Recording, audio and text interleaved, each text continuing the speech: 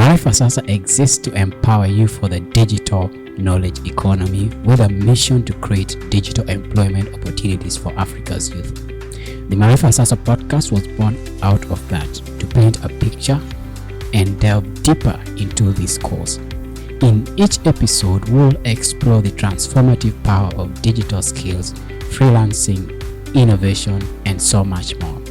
You will get the chance to hear from our inspiring alumni, expert mentors, and industry leaders as they share their journeys, tips, and secrets to building a successful digital career. So whether you are a seasoned pro or just starting out, there is definitely something here for everyone.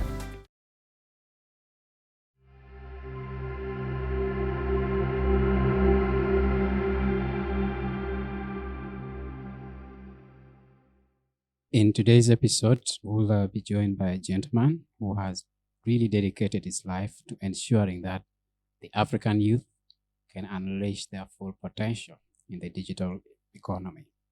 He's motivated by the quote from Kat Han, which goes, "There is so much in us that we know if we can be made to see it, perhaps for the rest of our lives we'll be unwilling to settle for less." This gentleman in question is a faith-based entrepreneur, upskilling and reskilling Africans for the global digital economy. Ladies and gentlemen, let us have the founder and CEO of Maarifasasa, Robert Bob Okello. So, just as it is on this podcast, and this is one of the things that I enjoy the most about the podcast. So, we always have the guest answer the first question, and this will go for you too, Robert. So, what is the one thing that you think no one has known about you until this session we are having today? Oh, that's a good one. I think a few people have known this really, but I repeated P1, and for the longest time I didn't talk about it until I was like maybe actually done with primary 7. And I only started talking about it after that, after my primary school. And so most people really didn't know, even going through school, especially my primary education, they had no idea. But I always share this now because I think it was a very significant event in my life as well. That it really changed the timeline that I was on for the better. And in the moment, I did not like it at all. I remember when that news was delivered to me, I was in the village. It was in December, January. And I remember crying and crying and crying, but the decision had been made that I would repeat P1. And it really changed things for me. But yeah, I really struggled with the idea that I could repeat P1 for a very long time. And most people didn't know that. Wow. So to help our listeners understand, especially for those who are not in Uganda, how would you explain P1 or primary 1 to them? So primary 1 is basically the first year of school after kindergarten. It's supposed to be, and for many people actually in Uganda, those who can't go to kindergarten back in the day, that would be the first year of school. It's supposed to be the most basic, the easiest, the most fundamental, and I screwed it up. So that is what primary 1 is. Thank you for sharing that, Bob, with our listeners. So years after that, you embarked on the journey that would change the learning landscape in Africa. And we'll be talking about Maarifasasa.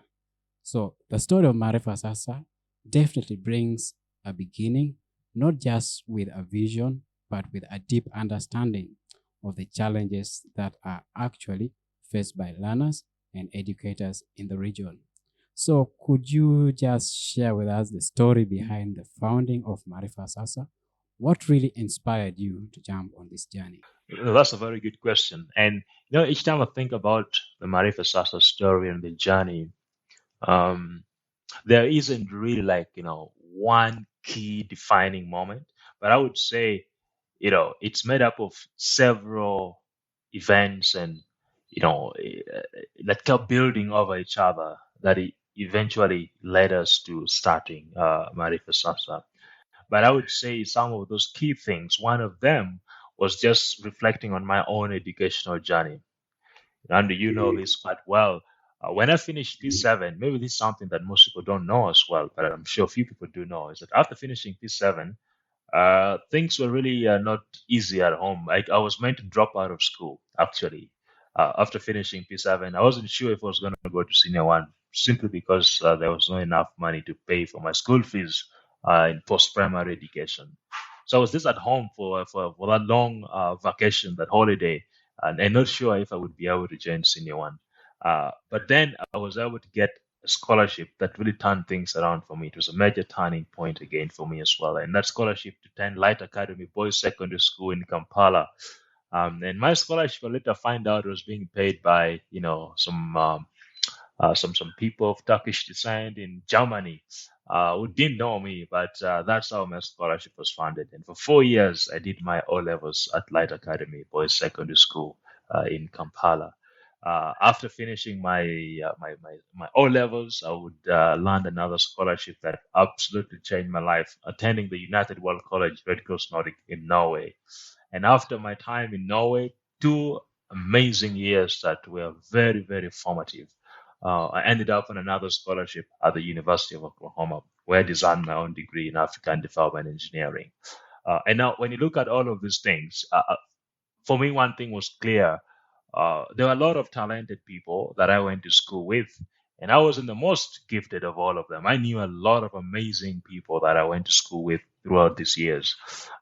But I think for me, the difference was that I had access to certain opportunities that most of my peers did not have access to, especially access to an education that was truly, truly defining. And one thing became clear to me that talent is really very evenly distributed across the board, but opportunity isn't.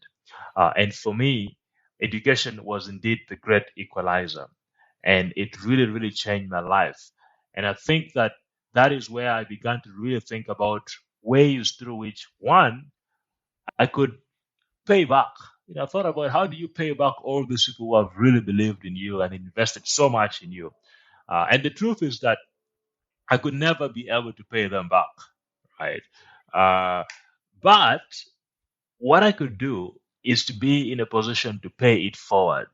And for me, one way of paying it forward was to be in a situation or find myself in a place where I could do certain things that help to unlock equal or similar opportunities for other young people, across Africa, but really starting at home. And so that is really where the initial idea of Maarifasasa started to come in. But in the very, very early days, as we were ideating this, one of the things we realized, especially from just exposure, around 2015, I realized that there were a lot of massive open online courses. At the time, they were called the MOOCs, right? The massive open online courses. And at this point, they were really getting to a point of maturity. And a lot of the world's leading universities were making their courses available online. And some of them were completely for free, especially if you wanted to just audit them. You could learn from any university, from Harvard, from Stanford, MIT, and some of the top universities from the world online free of charge. And that really was something that was very new to me. And the idea that you could have access to this world class education remotely without paying a cent was for me the true definition of what democratization of education was. And that really, I think, for the most of it, spoke very, very clearly to me on the power of technology. And so the most immediate questions that began, really, really coming up to my mind was, how do you ensure that someone in my village, in Lera, in Baloala, can actually have access to this kind of content, this kind of education? And that's where technology comes in now. And so I've always had a drive for computers, just being in front of computers, the internet, and all of that. So at this point, I was very well acquainted with, what these tools can do. But I realized that most of my peers in my community and a lot of young people really across Uganda, especially in rural Uganda, one, don't have access to the gadgets and the devices. And because of that, are completely digital illiterate as well. Uh, and so I remember one of the summers around 2017, actually 2016, that same year, I started applying for projects and grants to allow me set up a small computer training center in Lera. The first time we applied, we didn't get it. The second time we applied, I was granted $10,000 to set up, a computer space. And that, I think, was the beginning of it. It was called BINDEC, Uganda Business Incubation and Enterprise Development Center. But our key project really was just training people with computer skills. And Andrew, I remember you're a very key part of that in those early days as well, of BINDEC, in a small garage in Balwala with 10 computers, right? But understanding that having a physical lab in a small place was just limiting, because this is something that a lot of people needed it. But the long story short is that what began as a small computer lab, 10 computers, is really what laid the foundation for the founding of Maarifasasa. The idea was then now to see how do we go on and actually ensure that educational content, local content in particular, is available. Because what we observed is that there are a lot of these courses online, but very few African universities. In fact, at the time, there were almost none that were offering any kind of online courses. And so that became a problem, that there was no representation in the content that was available, in the educational content. And I think that's what began to drive us to move towards, okay, how do we build our own platform to begin with, and then ensure that we generate our own content. And there are a lot of pivots along the way. We started with just primary school content. We thought about secondary school content. And then we realized that, well, maybe actually the bigger issues, that is, doesn't matter how good of an education you get. The bigger challenge that we'll all face at the end of the day is that of employment. And I think that's what led us to pivot then to focusing really on just employable digital skills, upskilling, and reskilling, to really address the issue of youth unemployment on the continent. And so that is really what Maarifasasa is focusing on today, really working with subject matter experts, mentors across the board, to focus on very practical skills that unlock earning opportunities in the digital economy for millions of young people across the continent. Our goal is to unlock earning opportunities for 1 million young people across the continent by 2030. But that is the journey from where it started, some of the things that happened along the way in terms of the pivots, and where we are today and what lies ahead for us. So I'm seated behind this microphone and just thinking about that story. Here you are in your vacation, what is meant to be the happiest time of your life. Your exams are not yet back, and you're not even sure of the fact that you'll even continue further with your studies. We could just put it as your future. Your future is blurred. But then there's that resilience in you that opened ways to other opportunities too, which led to Maarifasasa. So if you had to introduce Maarifasasa in the simplest terms to the simplest person out there, what would that sound like to their ears? That's a very good question, Andrew. But I think in a very simple way, we train people with the skills that they need right now. They can apply it immediately after acquiring that skill to start making money. That's in sense what Maarifasasa does. And we use technology to make that happen. Our training happens online for the most of it, but even physically in computer labs and what we're calling digital hubs. And the goal really is to make sure that you have the skills that you're going to apply right away, not theoretical stuff that you're going to be needing at some point, but this is what we call learning just in time. You acquire a skill, and then you apply it and start making money with that skill immediately. So think of it like vocational skills, but in a digital setting, as opposed to doing carpentry and joinery. You're doing, or building houses with blocks and mortar. Here you're doing things like building websites. You're sitting on a computer and doing that, and people pay you to do that. And so we make that possible. That's what Maarifasasa does.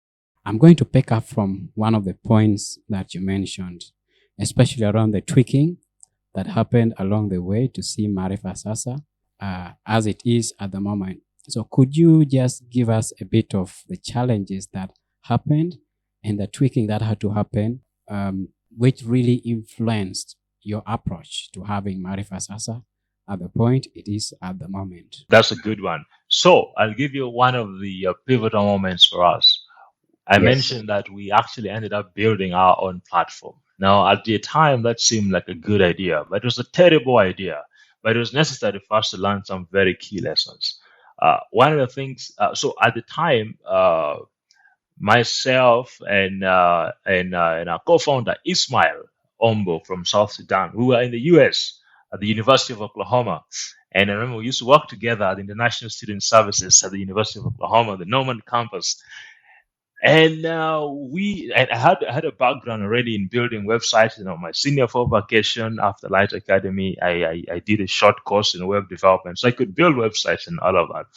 But we said this shouldn't be that hard. So we built our own platform. We would upload all the videos and all of that on the platform, but it was extremely heavy. It was a completely web-based application, and at the time, internet, speeds in Uganda, which was our primary market, weren't that high.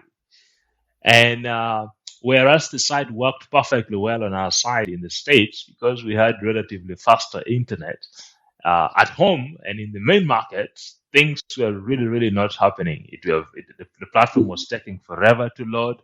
The videos were very heavy. It was consuming a lot of data. And so it just turned out to be a massive, massive flop.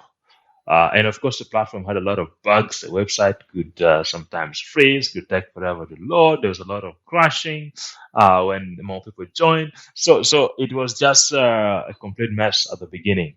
But in that, we learned a lot of key lessons. One, we understood the constraints in the market that were limiting the adaptation of the solution. One, slow internet was a big problem. But secondly, we discovered that a lot of people actually that we are targeting did not have devices. Also, the market segmentation. Now, at the time, we're primarily targeting primary and secondary school students.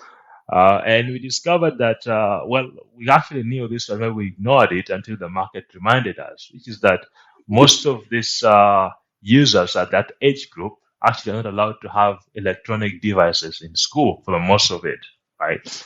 So they couldn't use the solution unless they were at home during the school holidays, which is only 3 months out of 12 months in a year. And so that was another key revelation for us that we learned from that experience.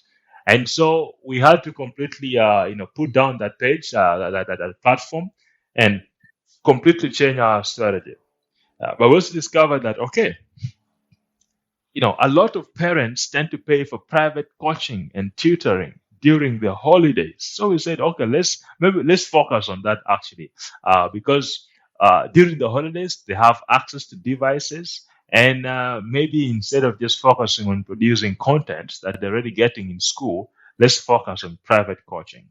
And so we came up with a platform called Tutor Sasa, and Tutor Sasa was meant to basically link students who are in need of coaching with tutors that are closest to them. Think of it like an Uber for tutors.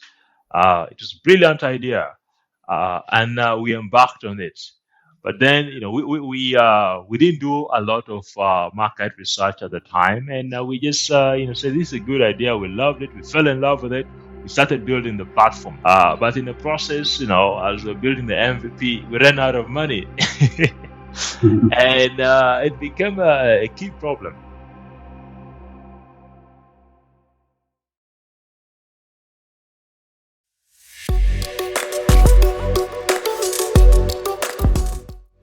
And just reflecting on your story, the ups and downs, the learnings and unlearnings that had to happen all through this process, and all through this period too, is something that speaks wonders. And to anybody who really wants to start a business, it's never easy. It's a tough decision to make. It's a period of war. Like someone says, business is war, and you should be ready for all those things when they come. Most important of all, be ready to always pivot when the need comes. So, what would really set Maarifasasa as a key differentiator besides what the other education technology solutions have to offer? Let's focus on the African market in this case. All right. So here are a few things. First of all, is understanding the nature of the problem. If you think about one of the most urgent needs that our education system needs to address across the continent is that of relevance. But also, the relevance here, I look at it from the point of view of the challenges that our education systems need to address, right? And if you think about how things are today on the African continent, we are the youngest continent in the world by population. The average age on the continent is about 19. Youth unemployment is a big, big challenge, as a lot of countries are struggling to get the young working population into the world of work, into employment. No single government is able to address this issue at a scale that ensures that they get all the young people actively in gainful employment. But also, we are seeing one of the fastest growth rates of population on the continent compared to any other continent, actually. And so this presents a very exciting opportunity, which could also be a challenge in itself, because with the right investments in education, we could unlock the demographic dividend. But failure to do that, these young people make for a very, very fragile situation. Think about a huge population of young people who are idle and have nothing to do. Uh, they can become, they're typically, I would say, literally a ticking time bomb in that sense. They're prone to become, victims of agendas of extremist groups, uh, being involved in all kinds of chaos and riots. And so, if you think about the situation I've just painted here, at Maarifasasa, we believe that what really distinguishes us is looking at education as a solution to some of these very pressing challenges. And we are primarily focusing on unemployment. How do we leverage education, training, and skilling as a key solution to this pressing challenge of unemployment? And so our model is designed to specifically address that. We're not really, quite frankly, very keen on the credentialing and the certification and all of that, but on the applicability of skills that lead to gainful employment and earning. Okay, that is a key differentiator for us. So our learn and earn model is inspired by this. We want to make sure that we are making possible and democratizing access to learning opportunities that equip young Africans today with the skills that they can apply immediately upon completion of their learning to unlock earning opportunities, either through employment or entrepreneurial endeavors in the digital economy. And why a digital economy? The world is becoming more and more technological. Digital transformation is driving massive change everywhere. And we need our people to be able to cope with the demands of the times. And so I believe that one of the most unique aspects of our offering is this deliberate focus on equipping young people with skills that immediately unlock earning opportunities and walking that journey with them, supporting them through that journey, and really, really, focusing on our success as, or perhaps the measure of our success as the number of young people who are actually earning. That, I would say, something that is quite unique to us. So the learn and earn model is a very unique aspect of Maarifasasa's offering. So I'm going to connect the learn and earn model and maybe drop it to you in this question. So if you had to look 5 years from now, so we are talking about the year 2030, what impact do you envision for Maarifasasa on the digital landscape in Africa? Oh, that's a very good one. And I mentioned this earlier. But by 2030, our goal is to unlock 1 million earning opportunities for young Africans.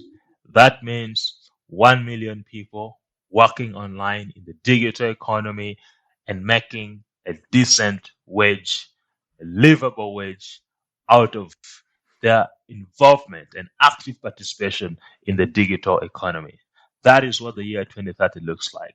And for us to do that, we see ourselves partnering with some of the key players in this particular space of the digital economy to make that happen.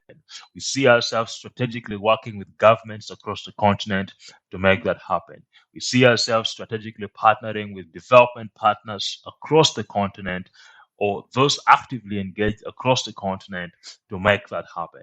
But the year 2030 is that year when we want to say, wow, look at all these 1 million people who are earning Mm. and actively engaged in the digital economy directly as an impact, as a result of being engaged in one of our training and skilling programs, or through some of the partnerships that we will be a part of in the next 5 years.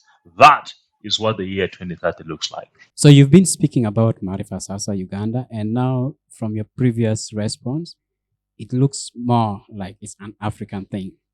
Could you maybe paint a picture onto the territories that Maarifasasa has had its flags pinned in at the moment? Yes. So we began in Uganda. Our roots are deeply entrenched in Uganda. But when you think about the nature of the problem that we are solving, it's not unique to Uganda. Uganda is the second youngest country in the world and on the continent Mm. as well, with an average age of about 15 or 16, I believe. And youth unemployment is one of the biggest challenges we are facing. But when you go across the continent, you realize that the challenges are almost harmonious. They're very, very similar. Young people everywhere across the continent are looking for opportunities. The education mismatch is a big problem. A lot of our education systems are preparing us for the 19th century when we should be addressing the challenges of the 21st century. Mm. So these challenges are universal across the continent. Of course, the approach may not be as universal, right? What works in Uganda doesn't necessarily work in Eswatini, but we can understand the local context and make sure we adapt. But the problem is the same. So we are obsessed about the problem. We can always figure out the best way to tackle it based on the local context in which you're operating. And so that is why our mission very quickly became Pan-African. In fact, from the very get-go, we had a Pan-African vision. That's why the name Maarifasasa, it is what it is. It is Swahili. We're looking at, okay, what's that Pan-African language that really captures the essence of our vision? And that's where Maarifasasa comes in, which means knowledge now, speaking to the sense of urgency with which we need to address this problem as well. So today, as we speak, in physical operations, we're already operating in Southern Africa, in Eswatini. We're also doing some benchmarking work already in Lesotho. We have our eyes in a country called Namibia in Southern Africa. In East Africa, Uganda is sorted, but also in our virtual and online courses. We have done programs in Kenya, for example, with learners coming in from Kenya. We have work in Ghana, in West Africa. So the East, the West, the South are fully covered already. And who knows, we'll be getting up into North Africa very soon. But right now, Sub-Saharan Africa is our focus, and we see ourselves expanding in a lot more countries, especially with our virtual programs, because we have no limitation there really. And so we see ourselves really spreading across Sub-Saharan Africa, but these are some of the countries where we have, a physical footprint, or we intend to have a physical footprint. For East Africa, Uganda is the best. In Southern Africa, we have Eswatini. We already have a base there. We're also looking into Lesotho and Namibia. And there's something that we really like about the smaller countries and the smaller markets, because most Mm. people, or at least a lot of solutions like ours, tend to go for the bigger markets like Nigeria, Kenya, Egypt, and forgetting these smaller markets. We are looking at the rather smaller markets as well, because they tend to be the forgotten markets, and they don't seem as exciting, especially for investors. But the opportunities there are amazing, and you can get things up and running in almost no time. And so we want to be able to really capture all those territories and really, really make some lasting impact in those countries as well.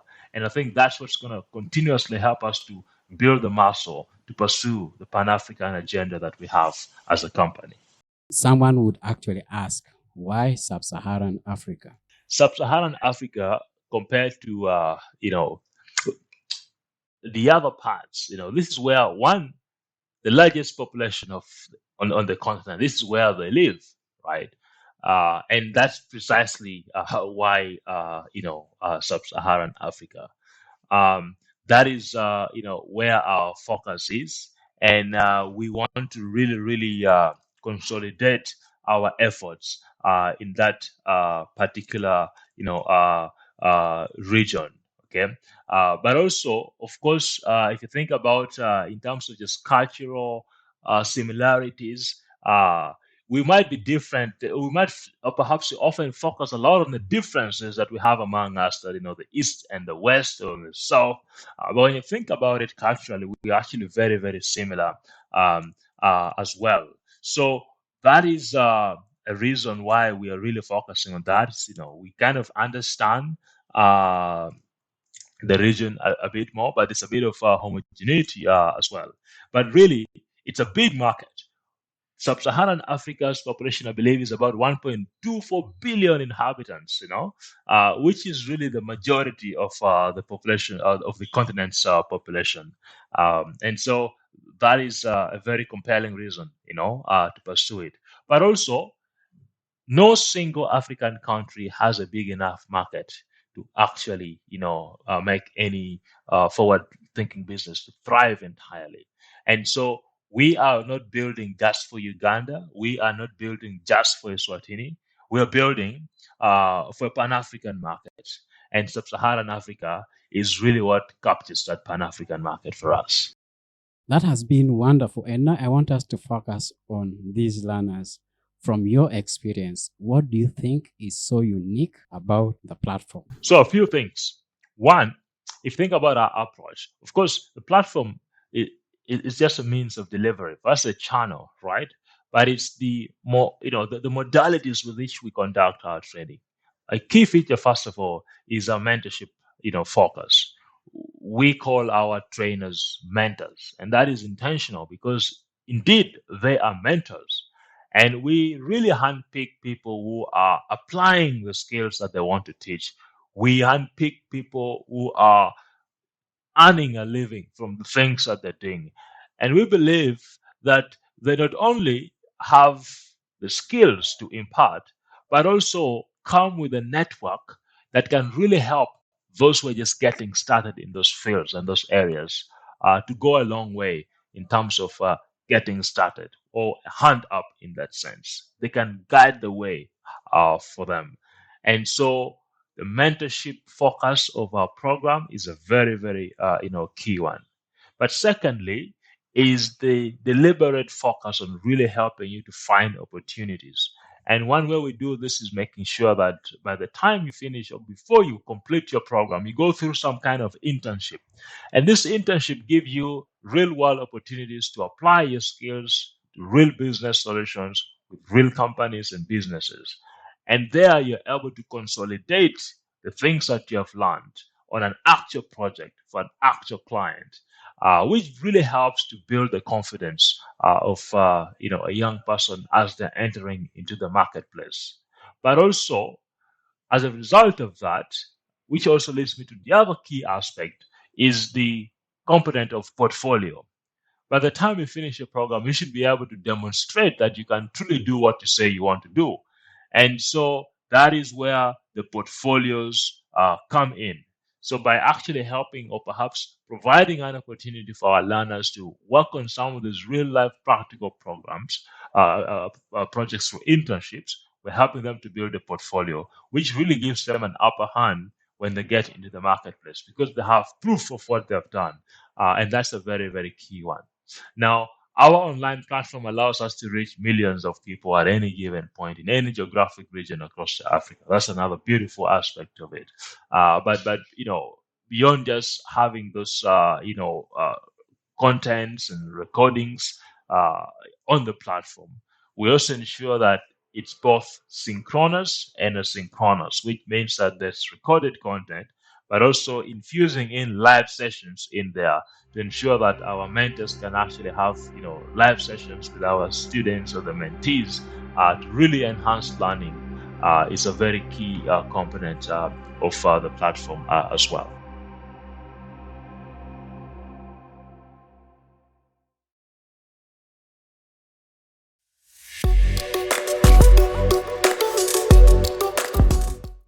You spoke something about portfolio, and this is going to prompt me to bring in the Vitala aspect. So, how does Vitala play into this?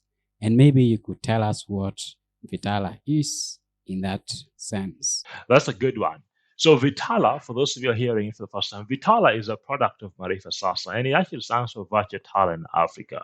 But Vitala is being built and came about as a response to a challenge, which was to how do we, at scale, ensure that we are actually supporting those who finish our programs in the earning journey. Okay. Uh, and so Vitala has evolved into a platform that is really a one-stop platform for everything freelancing. Now, a lot of our talent will be very skilled in their areas of expertise, let's say digital marketing or web development or graphics design. And we want them to focus on doing exactly what they love to do, as opposed to also having to deal with all this administrative stuff, writing proposals, working on contracts, invoicing, and all of that. And so Vitala really was built to address some of those challenges and to make the work of any digital worker as easy as possible, or really any independent professional. And so the platform is a one-stop place where you can quickly, get started. Even if you have never written a contract before, it will help you to quickly come up with one. If you want to think about how do you invoice your customers, it will allow you to send an invoice automatically. It will allow you to receive your payments in one place. So it really becomes that solution that every independent professional needs to ensure that they become a productive and also focus on the core work, which is delivering and creating value for their clients. And so that is what Vitala is. Now, beyond just offering the tools that independent professionals need in their day-to-day dealings with their clients, there's also a community aspect of it. And Vitala is really aspiring to be that truly Pan-African community of independent professionals, freelancers, and gig workers across the continent. That cross-pollination of ideas across regions in Africa, that building of networks among freelancers from those, you could be in Eswatini in Southern Africa, in Uganda, you could be in Ghana. We want to see collaborations happening across the continent among young people. And that is something that Vitala is also facilitating. So creating a truly Pan-African network of independent professionals and freelancers to really, really also bring forth our Pan-African ideas and an agenda of a connected Africa where young people get to collaborate with each other, get to know each other, and play a critical role in the development of their continent, of their communities. That is another key aspect, or perhaps vision behind the Vitala platform. So that is really what Vitala is all about. But the goal here is beyond just earning, or how do we practically, provide solutions to really address the earning issue. And Vitala is our response to that, to do something beyond just getting people to find opportunities on platforms, but also it responds to certain other needs. So a lot of the global gig work platforms today are not really built with Africa in mind. And so things like receiving payments still remains one of the biggest challenges for freelancers and independent professionals across the continent. Uh, and so Vitala comes to address an issue like that as well, to ensure that seamless payments can happen. If I do work, I can get paid by a client anywhere in the world, because it's built with the deep understanding of the African context and the challenges of payments and moving money across the continent to independent professionals. So that is a very key aspect of the Vitala platform as well. Thanks. I think this creates the connection between the learn and earn model, which we hinted some minutes ago. Now there is another category of people, not just the students. And I'm sure right now there is a potential partner tuned in to this podcast, and I want you to speak to them right now. So, what opportunities would exist for partners and maybe investors who feel touched by the things we've been talking about? Absolutely. I would begin by saying that any investment in Africa's young people is going to yield the greatest dividend in the years to come, not only for the continent, but for the global economy at large. A lot of countries around the world are experiencing either stagnation in their populations or decline actually in their working populations. And Africa presents the solution to such challenges. We have a young and youthful population. And so I would actually think that this is a no brainer investment when it comes to investing in young people. But we need to ensure that this growing population of young people, one, have the skills to contribute productively in the economies of tomorrow. And that is exactly what we are doing. Now, the very practical ways through which we can partner, or you can partner with Maarifasasa. One, there are three key areas I'm going to focus on. The first is that for trainings to happen in terms of technology, physically or remotely, we need to have devices. And a lot of young people, very eager to learn, may have challenges accessing these devices. Now, there are a lot of organizations who have devices that perhaps need to be disposed of or given a second life. We can partner with you to bring those devices and put them to good use and create some lasting impact by giving them a meaningful second life to really ensure that the young people can get devices in their hands. Another key aspect comes in terms of connectivity, access to the internet. Again, we need partners to make this possible. How do we ensure that young people with access to devices can also access high-speed internet? Now, something like the internet is actually a big game changer, not only for the training, but also for work. Okay. Very often we hear young people struggling with connectivity because when they go back home, the connectivity is not the best, but they have to work, and the client doesn't want to know whether you're having a bad day with your internet or not. And so, easing that for our young people would be a key one, and we need partners to make that possible. And all of this will be possible, of course, with the right funding opportunities.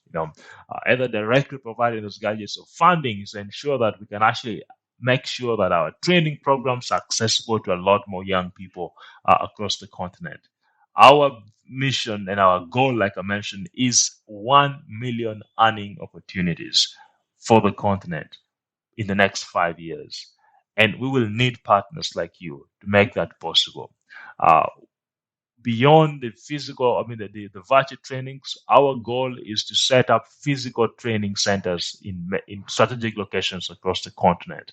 We're calling this the impact hubs, where these impact hubs will be serving a dual purpose of physical trainings, but also physical locations for work, where you go and you have all the resources you need to work, high-speed internet, operational 24/7, and a conducive environment where you can focus on creating value for your clients.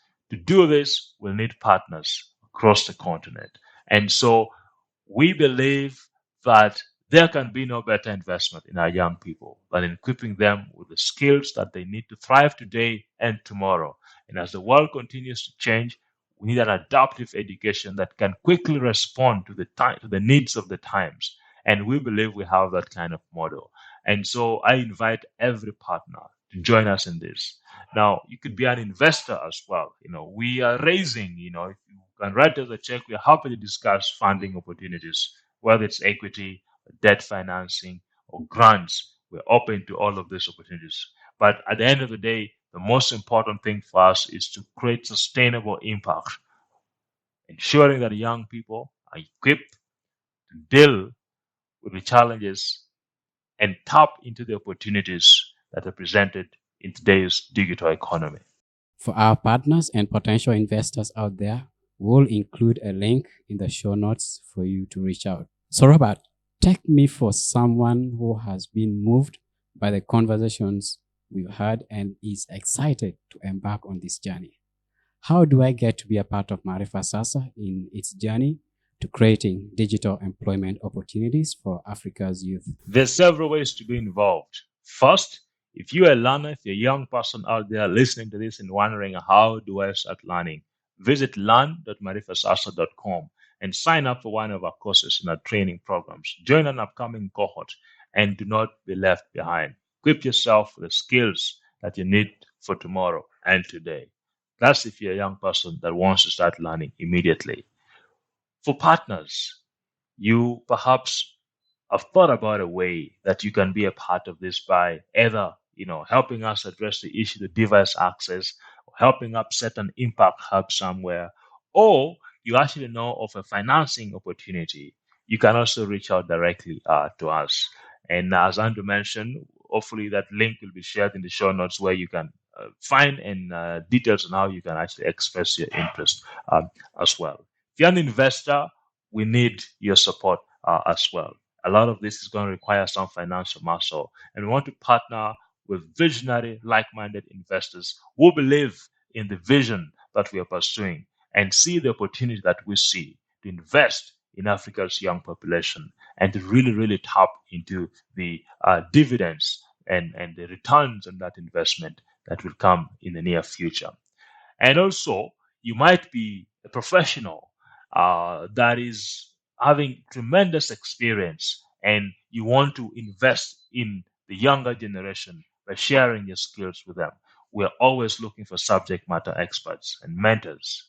Join our journey as a mentor as well. And together, let us impart skills, practical skills that unlock earning opportunities for Africa's young people. So you can join as a mentor as well. And you can use the same link to express your interest to join us as a mentor as well.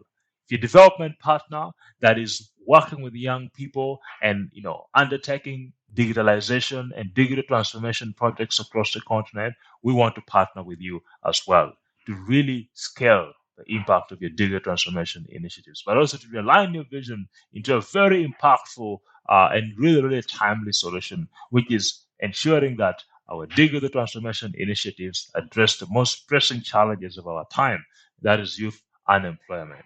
So these are the different ways, depending on what category you fall in, that you can, of course, be a part of our mission and our journey. Thank you so much, Bob, for sharing those with our listeners. Rest assured, all those links and action points, we'll have them ready for you to be a part of that. Actually, you are the first guest we are having on this podcast. Throughout the creation of this podcast, we came up with a way to act as a surprise for everybody else. And that is, you always have to leave a question or two for the next guest. The beauty is you don't know who the next guest is. And after this, I'll be reaching out to you to tag them. If you are curious about Robert's questions for our next guest, please do stay tuned for our next guest. We'll be having, and you'll find that out. So Bob, if you had to make your final remarks, what would they be? First of all, thank you so much for having me on the podcast today. It's been a tremendous honor having this conversation with you. Our world is at a very, very interesting time right now. I think we're at a crossroads. And Africa in particular is at a time when we have to begin to think very carefully about what our role is going to be in terms of participating in the broader global economy. And I think that our biggest and our greatest resource are not the minerals lying below our soils, but our people, in particular, our young people.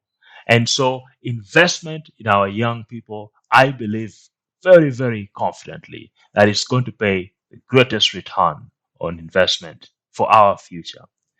We must ensure that we build a continent where our people, our young people in particular, can thrive in, as opposed to constantly being on the lookout for greener pastures elsewhere, risking everything and dying across rickety boats in the Mediterranean and so on and so forth, ferrying away their futures into the Middle East, wherever they are.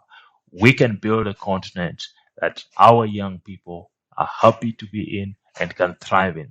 And I believe the way to do that is investing immensely into skilling our people and really helping them to have dignified livelihoods in whatever they do, right here at home on the continent. So that is our mission at Maarifasasa. And I believe that with the right partnerships, with the right and like-minded people, this is going to happen. All right. It's been wonderful having this conversation with you and looking forward to having you again. There are two takeaways for me from this conversation we've been having. The first one being that there is just so much opportunity for you to invest in the African youth. And the other one is that youth unemployment is a shared problem throughout the African continent. Do look out for our next episode, and if you found this impactful, do not hesitate to share with your friends and family. It will mean a difference in their lives. From the Maarifasasa podcast, this was our conversation about creating digital employment opportunities for Africa's youth. The Maarifasasa podcast is hosted and executive produced by Andrew, audio editing by Rahim Abdallah, sound design by Andrew, produced by Maarifasasa Studios for the Maarifasasa podcast.